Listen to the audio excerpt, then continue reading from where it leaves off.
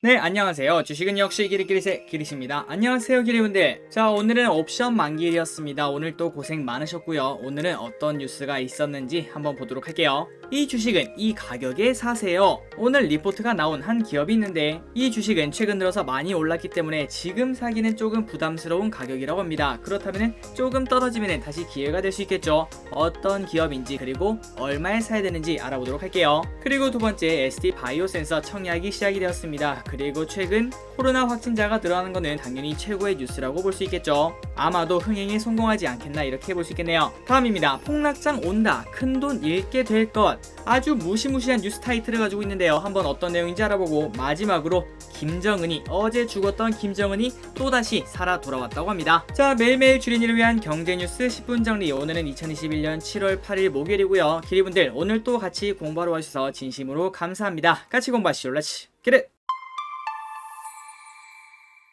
자, 첫 번째 뉴스로 들어가도록 하겠습니다. 그리고 들어가기 앞서 좋아요를 누르시면 저 기리세계 매우 큰 힘이 됩니다. 감사합니다. 미국 FOMC 6월 의사로 인플레이션 대응 태세에 갖춰야. 자, 미국 중앙은행 연방준비제도 위원들이 지난달 정책회의 FOMC에서 인플레이션을 비롯한 위험에 대해 대응할 태세에 갖춰야 된다는데 의견을 같이 한 것으로 확인했다고 하네요. 계속 이어서 보자면 FOMC 의사록은 다양한 위원들이 자산 매입 축소의 조건에 대해 예상보다 다소 일찍 갖춰질 것이라는 데 동의했다고 합니다. 그래서 지난달 FOMC는 2023년까지 두 차례 금리 인상 가능성을 시사하는 성명을 내놨다고 하네요. 하지만 아직까지도 경제 지표들의 신호가 불분명하다 이렇게 말하는 위원들도 있었다고 하네요. 그래서 FOMC에 따르면은 팬데믹 이후 시작된 경제 재개방은 이례적 불확실성은 나왔고 어떠한 정책 전환도 인내하는 접근법이 필요하다고 위원들은 밝혔다고 합니다. 자, 그러니까 FOMC 의사록을 까봤더니 그냥 비둘기적 얘기가 많았다라고 볼 수 있겠죠. 그래서 어제 시장에서는 조금 안도를 한 것 같습니다. 다음 뉴스를 통해서 계속 이어서 보도록 할게요. 신고가 찍은 애플, 코스피도 서머 랠리 온다. 관심 종목은 뉴욕 증시는 눈치 보기 장세를 끝내고 일제히 오름세로 장을 마쳤다. 페드가 FOMC 정례회의 의사록을 공개했는데 긴축 정책을 앞당기려 하지 않는 것으로 여겨진 덕분이라고 합니다. 그래서 그 영향으로 뉴욕 증시 대표적인 주식인 애플이 종가 기준 역대 최고치를 경신하며 증시 기대감의 연장을 알렸는데요. 애플은 전날보다 1.8% 오르면서 장을 마쳤다고 합니다. 그리고 올해 초인 1월 26일 143달러 이후 5개월 만에 신고가 경신이라고 하는데요. 자, 이걸 보니까 같이 1월 달에 신고가를 냈던 삼성전자가 생각나네요. 그 친구는 아직까지도 8만원에서 왔다 갔다 하고 있는데 언젠가는 신고가를 세우지 않겠나 이렇게 볼 수 있습니다. 그래서 우리 증시도 애플처럼 서머랠리에 대한 전망이 나왔다고 하는데요. 삼성증권이 발표한 금융자산 10억 원 이상인 782명을 온라인 설문조사 결과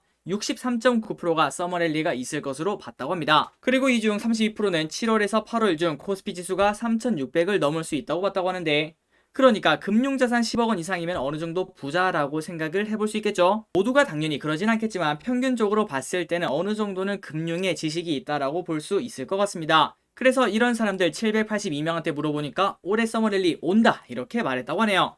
그래서 관심 두고 있는 종목이 무엇인가 라고 봤더니 삼성전자, SK하이닉스, 네이버 등 대형 실적주가 꼽혔으며 그리고 삼성 SDI, LG화학, 카카오 등 지난해 증시 상승을 주도했던 BBIG 성장주, 마지막으로 신세계, 현대백화점 등 코로나 회복 관련 실적 개선주가 뒤를 이었다고 합니다. 일단 여기까지 보면은 저 기릿이랑 생각이 정말 비슷한 것 같습니다. 저 기릿도 삼성전자, 하이닉스, 네이버 그리고 2차전지 카카오는 제외입니다. 카카오는 조금 많이 올랐다고 생각하고요. 그리고 신세계, 현대백화점 등 실적 개선주가 뒤를 잇는다 이런 생각을 가지고 있거든요. 물론 카카오가 더 이상 안 오른다는 소리는 아니고 그래도 다른 거보다는 상대적으로 덜 오르지 않겠나 이런 시각을 가지고 있습니다. 어쨌든 오늘 장이 정말 안 좋은데요. 하지만 빠르게 회복해서 다시 쭉쭉 올라서 진짜 3,600 갔으면 좋겠습니다. 다음입니다. 진단키트 대여 ST 바이오센서 오늘 내일 공모 청약 공모가 5.2만원. 그리고 아래 보시면 이렇게 진단키트 자기 혼자 할 수 있는 거 있죠. 자가진단 진단키트를 팔고 있는 걸 확인할 수 있네요. 진단키트 대여로 꼽히는 ST 바이오센서가 8일과 9일 오늘과 내일 이틀간 일반 투자자들을 대상으로 공모 청약을 진행한다. NH투자증권, 한국투자증권, 삼성증권, KB증권에서 중복에서 청약이 가능합니다. 아직도 많은 분들이 댓글을 달아주십니다. 한이길이 그 지난번에 중복 청약 끝난 거 아니었어? 그런데 아직 끝나지 않았습니다. 그리고 이거 말고도 아직 크래프톤이란 대여도 남아있죠. 거기까지는 중복 청약이 가능하고요. 그 다음부터 카카오뱅크, 카카오페이는 불가능하다는 거 한 번 더 알려드리도록 할게요. 특히 금융감독원으로부터 2차례나 퇴짜를 맞은 끝에 당초 예상보다 몸값을 확 낮춘 52,000원으로 공모가를 확정한 상황에서 최근 코로나19 확진자 1000명대 폭증과 델타 변이 바이러스 확산에 따른 진단키트 수요 증가로 사상 최대 실적이 예고되어 있어 따상 기대감도 키우고 있다고 하네요. 그리고 배정된 수량은 NH에서 가장 많고요. 총 671만 주가 있고 한국투자증권은 522만 주, 그리고 삼성증권이랑 KB는 149만 주씩 있다고 합니다. 그러니까 혹시 기대분들이 균등 배정은 다 하는 게 맞고요. 그리고 비례를 한다면은 한국투자증권 혹은 NH투자증권에 몰빵하는 게 좋겠죠. 그리고 공모 가격은 52,000원으로 결정되었고 그래서 확정된 공모가 기준으로 총 시가총액은 5조 3,700억이라고 합니다. 이 수치를 잘 기억하고 계시기 바래요. 그러니까 지금 상장하는 그 가격대가 시가총액 5조 3,700억이라고 볼 수 있겠죠. 그리고 계속 보자면은 기관 수요 예측에서는 1143대 1의 경쟁률을 기록한 바 있다고 합니다. 그러니까 이 부분은 살짝 아쉽다고 볼 수 있겠죠. 하지만 이거는 어쩔 수 없을 것 같습니다. 기대분들도 아시다시피 델타 변이가 지금 퍼지고 있지만 하지만 곧 끝날 수도 있다라는 기대감이 같이 있기 때문이죠. 그 말은 올해 아무리 역대 최대 실적을 낸다고 하더라도 내년은 어떡할 건데 이 말에 대한 해답을 낼 수가 없다는 겁니다. 그래서 그런 영향 때문에 기관 대상 수요 예측은 살짝 낮은 거라고 생각합니다. 어쨌든 지금 현재 시가총액이 5조 3,700억이라고 하잖아요. 이거를 기억해보시고 다음 걸 보도록 할게요. 자, 지금 현재 시젠의 차트입니다. 그리고 최근 들어서 조금 많이 올랐죠. 그래서 정말 ST바이오센스에 대해서는 다행이라고 생각을 할 수 있을 것 같습니다. 그런데 시가총액을 왜 보자고 했는가? 일단 ST바이오센스는 시젠보다 돈을 잘 법니다. 그러니까 당연히 시가총액이 높을 수밖에 없겠죠. 같은 사업을 영위하니까요. 그리고 지난번에 보셨다시피 시젠은 국내 비중이 조금 있지만 하지만 ST바이오센스는 해외 비중이 정말 많은 걸 확인할 수 있습니다. 그러니까 조금 더 유리하다고 볼 수 있겠네요. 그래서 이러한 이유 때문에 ST바이오센스의 시가총액은 시젠에 한 2조 원 정도를 더 주면은 적정하다라고 볼 수 있을 것 같은데요.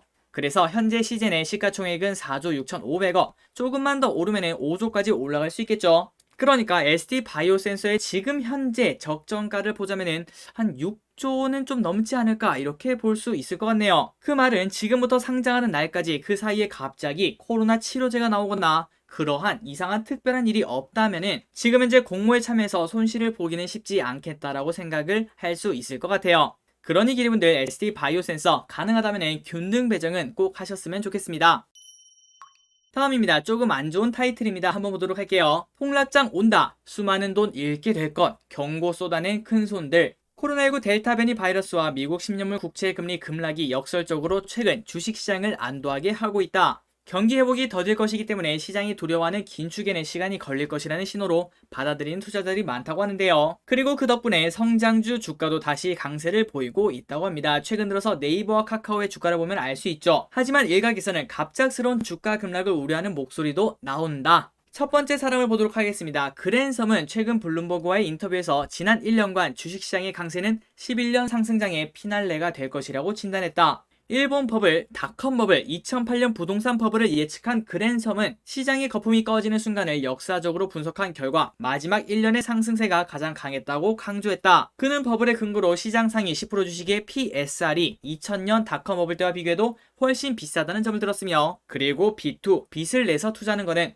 위험 수준에 다다랐으며 장외 주식과 동전주 거래량도 기록적이라고 그랜섬은 설명했다고 하네요. 게다가 최근 들어서 미국에서 유행하는 밈 주식 열풍에 대해서는 미국에서 가장 큰 환상의 여행이라고 꼬집었다고 합니다. 그 밈 주식이 얼마나 올랐나 그걸 봤더니 영화관 체인인 AMC 주가가 10배로 뛰는 동안 박스오피스 관람객 수는 80%나 줄었다고 하네요. 그러니까 매우 역설적이라고 볼 수 있겠죠. 그리고 최근 스펙도 오르고 아크 이노베이션 ETF가 고점을 찍고 하락하고 있다는 점도 정점의 신호라고 해석을 했다고 합니다. 또한 빅쇼트의 주인공 마이클 버리도 줄기차게 폭락의 전조가 보인다고 합니다. 최근 들어서 밈 주식의 위험성을 언급하며 언제 폭락할지는 모르겠으나 아마 오래 걸리지는 않을 것이라고 말했으며 그리고 개인 투자자들은 동원할 수 있는 최대한의 자금을 끌어모았고 월스트리트도 기관 투자자들이 이 폭등세에 올라탄 상황에서 남아있는 새로운 돈이 없기 때문이라고 하는군요. 그러니까 더 이상 시장에 들어올 돈이 없다라는 겁니다. 그래서 버리도 그랜섬과 마찬가지로 테슬라, 게임스톱, 도지코인, 로빈후드 등을 투자 과잉의 징후로 꼽았다고 합니다. 자, 그렇다면 하나의 차트를 보도록 할게요. 이 차트 정말 많이 올라왔죠. 이게 바로 코스피 차트입니다. 그러니까 최근 들어서 많이 올랐구나 라는 생각은 당연히 할 수 있을 것 같아요.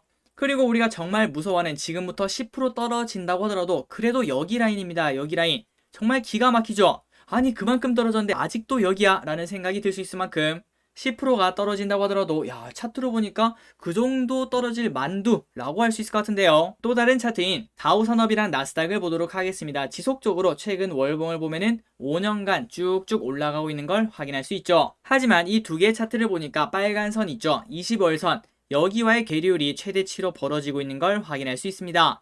그러니까 최근 5년간의 차트를 보니까 이만큼 벌어진 적은 없다라고 볼 수도 있겠죠. 그래서 분명 상승에 대한 부담감은 있어 보입니다. 하지만 우리는 언제 그게 떨어질지 알 수가 없죠. 당장 오늘이 될지 아니면 한 달 뒤가 될지 내년이 될지요. 그래서 결국 우리가 할 수 있는 거는 큰 욕심을 버리지 말고 절대 비토하지 말고 마지막으로 현금 비중 오르면 오를수록 조금씩 조금 덜 먹더라도 안전하게 가는 게 중요하지 않겠습니까? 항상 기대분들 주식 투자를 운전이라고 생각하시기 바랍니다. 급하게 가려면 어떻게 되죠? 사고가 날 가능성이 같이 높아진다고 볼 수 있겠죠. 그러니까 목적지는 뭡니다. 최소는 10년 그리고 길게는 한 40년 50년 저 기립 같은 경우는 한 60년을 할 것 같은데요. 그 60년 동안 주식 투자를 하는데 빨리 가는 건 중요하지가 않겠죠. 그냥 사고 없이 무사고로 천천히 가고 있으면은 결국 이기는 걸 확인할 수 있습니다. 그리고 그 증거는 바로 이 차트가 증거라고 볼 수 있겠네요. 다우산업 큰 사고 없이 쭉 갔다면은 계속 쭉쭉 올랐다고 볼 수 있겠죠. 그리고 나스닥도 큰 사고 없이 그냥 계속 타고만 있었다면은 쭉쭉 올라서 벌써 5년 만에 나스닥 지수가 3배나 오르는 걸 확인할 수 있습니다. 다음입니다. 어제는 분명 죽었죠. 하지만 오늘은 살아 돌아왔습니다. 김정은 신병 이상설에 보란듯 김일성 27주기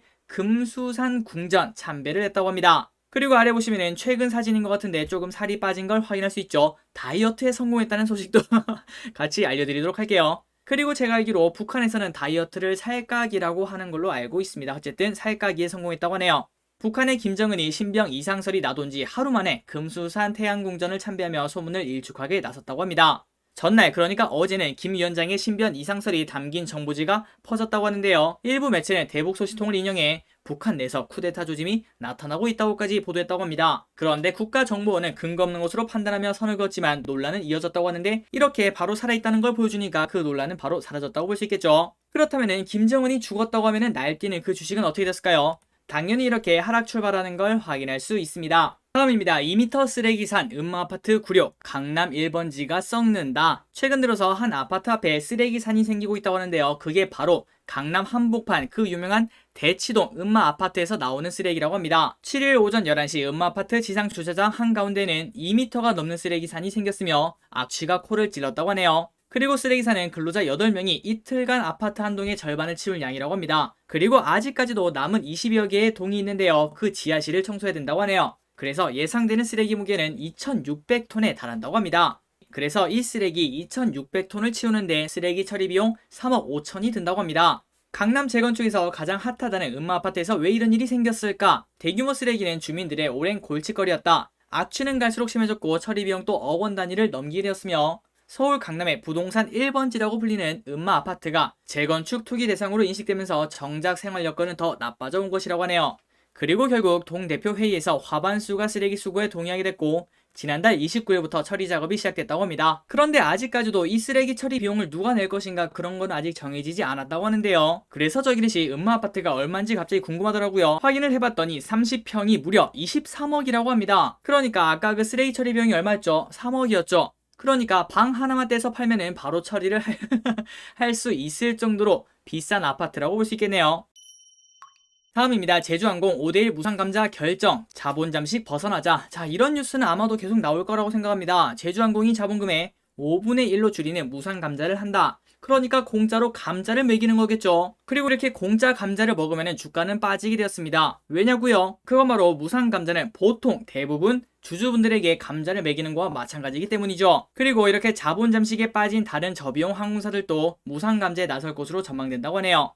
현재 제주항공은 자본 잠식 상태다. 기업의 자본 총계는 자본금보다 많은 게 정상인데요. 하지만 제주항공은 지속되는 적자 때문에 자본 총계가 1,372억 원에 불과해 자본금 1,920억 원을 밑돌고 있다고 합니다. 그래서 이 자본 잠식을 벗어나기 위해서 무상감자를 실시하게 되고 그리고 플러스 유상증자도 같이 따라오겠죠. 그것 때문에 주가가 빠진다고 생각하시면 될 것 같아요. 그리고 이뿐만 아니라 다른 LCC들도 무상감자와 자본 확충에 나설 것으로 전망되는데요. 제주항공은 28.7%, 진에어는 42.4%, 에어부산은 34.4%, 이미 에어서울은 완전 잠식, 그리고 이스타항공도 완전 잠식이라고 합니다. 그래서 이런 식으로 실적이 안 좋으면 자본 잠식이 될 수밖에 없습니다. 자, 여기서 실적을 보도록 하겠습니다. 여기 오른쪽 아래 보시면 계속 마이너스 빨간 맛이 있는 걸 확인할 수 있죠. 그러니까 이런 식으로 적자가 팍팍팍 박혀버리면 당연히 기업은 버틸 수가 없겠죠. 그러다 보면 이런 무상감자, 유상증자 이런 거를 피할 수가 없을 것 같습니다. 그렇다면 왼쪽처럼 이렇게 주가는 마이너스 7%, 10% 이렇게 빠지는 건 당연하다고 볼 수 있겠죠.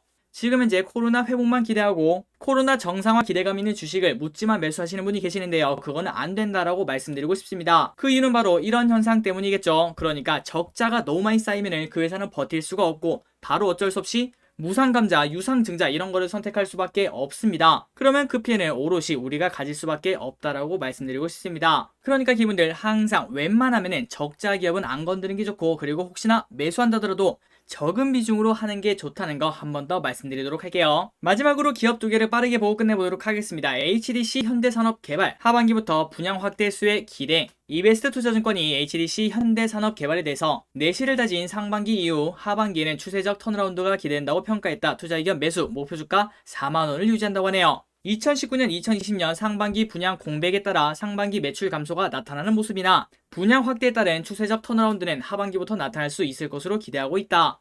그러면서 최근 광주 사고 이후 안타까운 사고였습니다. 단기 센티멘트가 훼손된 것은 사실이나 대형 건설주의 밸류에이션 갭이 궁극적으로 격차를 좁혀 나가온 과거 주가 트렌드를 고려했을 때 현 시점에서 밸류에이션 메리트가 상당히 높다라고 합니다. 자, 차트를 보도록 하겠습니다. 지난번 여기 보이시죠? 이때가 그때 사고가 나서 주가가 쭉 떨어졌습니다. 하지만 그때 지금 보니까 그때가 기회였구나 이런 생각을 해볼 수 있을 것 같은데요. 자, 그래서 최근 다시 쭉쭉 올라서 최고가를 갱신하고 있습니다. 그런데 목표가가 지금 봤을 때 4만원이라면 한 20% 정도밖에 없는데 가성비가 좀 떨어지는 게 아닌가 이렇게 볼 수 있을 것 같은데요. 그래서 저기를 만약에 혹시나 이번 기회에 주가가 조금 떨어져서 3만원 초반대로 오거나 아니면 3만원을 깨고 내려간다면은 이 빨간 선이 온다면은 그때는 매수의 기회로 삼아도 되겠다라고 말씀드리고 싶습니다. 그러니까 안 좋은 사고가 있었는데도 불구하고 그 가격대를 지켜냈으니 이번에도 지켜내지 않겠나 이렇게 생각을 해볼 수 있다는 거겠죠. 혹시나 기대분들이 HDC 현대산업개발을 좋게 보신다면은 3만원 초반 그리고 조금 더 욕심낸다면은 3만원이 깨질 때까지 기다려보는 게 어떤가 이런 전략을 고려해보시기 바래요. 마지막입니다. LG전자 스마트폰 걷어내자 보이는 실적. 삼성증권은 LG전자에 대해서 스마트폰 사업 철수 이후 나머지 사업 부분에서 주목할 만한 성과를 쌓고 있다고 평가했다. 투자 의견 매수, 목표 주가는 22만원으로 유지했다고 하네요. 가전과 TV, 이 이익에 대한 투자자들의 신뢰가 쌓이고 있다며 하이엔드 중심으로의 매출 성장은 점진적이며 장기적인 이익 성장 가능성을 높인다고 합니다. 그래서 어제 발표가 나왔죠. 2분기 매출액 17조 1000억원, 영업이익 1조 1128억원을 기록했는데요. 두 개 분기 연속 1조 원 이상의 이익을 기록했다고 합니다. 그래서 이렇게 실적이 잘 나오는데 어제 주가가 또 안 좋았습니다. 그런데도 불구하고 가전의 이익 성장은 2022년 내년까지 연장될 것으로 보이며 최근 미국을 비롯한 글로벌 주택 가격 지표 상승이 긍정적이라고 합니다. 하이엔드 스마트 가전 수요가 늘어날 것으로 기대된다고 하네요. 그렇기 때문에 지속적으로 빨간색을 보시면은 올라가고 있는 걸 확인할 수 있죠. 슬금슬금 올라가고 있습니다. 그러니까 혹시나 LG전자를 좋게 보신다면 지금이 매수의 타이밍이라고 생각을 해볼 수 있겠죠. 그러나 오늘 장도 그렇고 최근 들어서 장이 조금 흔들릴 수 있다라는 관측이 나오기 때문에 바로 매수하는 것보다는 당연히 어떤 주식이든 마찬가지겠죠. 분할 매수로 천천히 다가가는 게 좋을 것 같습니다. 한번 기리분들 이번 주말에 서프라이즈를 냈던 LG전자 한 번쯤은 공부해볼 필요가 있어 보입니다. 자, 여기까지 경주수가 끝났습니다. 오늘 또 같이 공부해서 진심으로 감사드리고 내일은 또 양봉 있으면 좋겠습니다. 지금까지 기리셨습니다. 하이요.